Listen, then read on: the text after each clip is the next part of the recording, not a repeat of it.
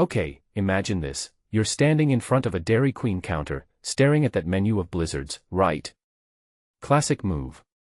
But what if I told you this creamy treat has more secrets than your high school cafeteria?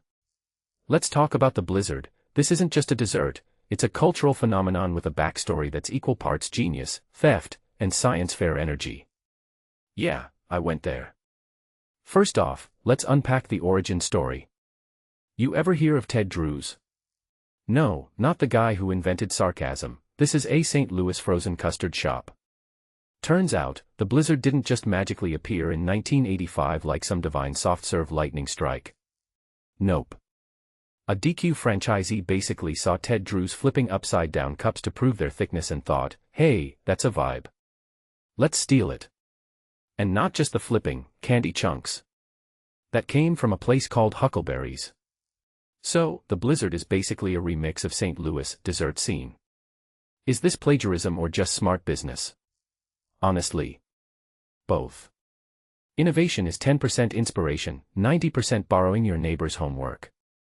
Now, let's talk popularity. You might assume Oreo is the king of blizzards, right? Wrong. Google data says Turtle Pecan Cluster reigns supreme in 13 states. Maine to Montana, people crave that salty sweet crunch. But here's the kicker, why does this matter?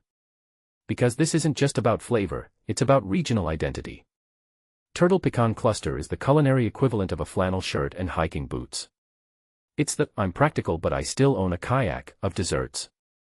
Meanwhile, Oreo's in second place. That makes sense. Oreos are the basic white t-shirt of mix-ins, always safe, never controversial. Wait, but why does Dairy Queen call it a frozen treat instead of ice cream? Oh, just because the FDA's out here playing food cop. To be ice cream, you need 10% butterfat. Blizzards.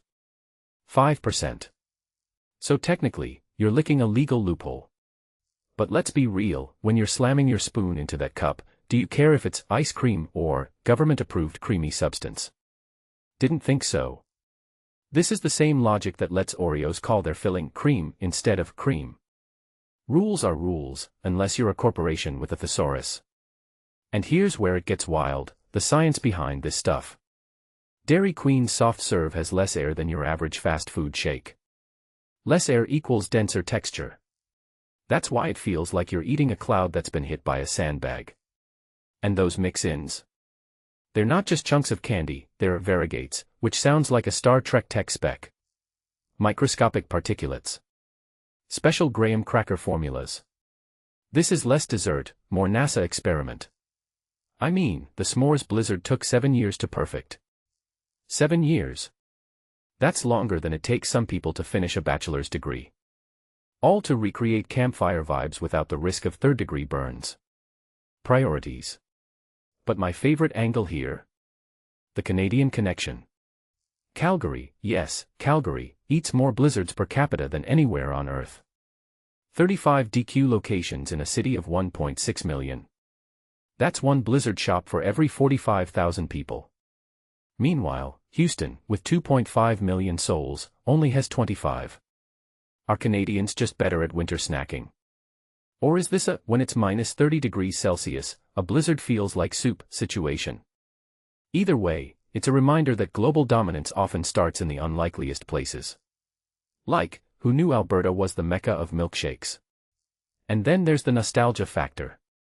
Remember Dennis the Menace on those cups? That partnership lasted 30 years, basically the entire childhood of anyone Gen X or older. Now it's a retro collectible.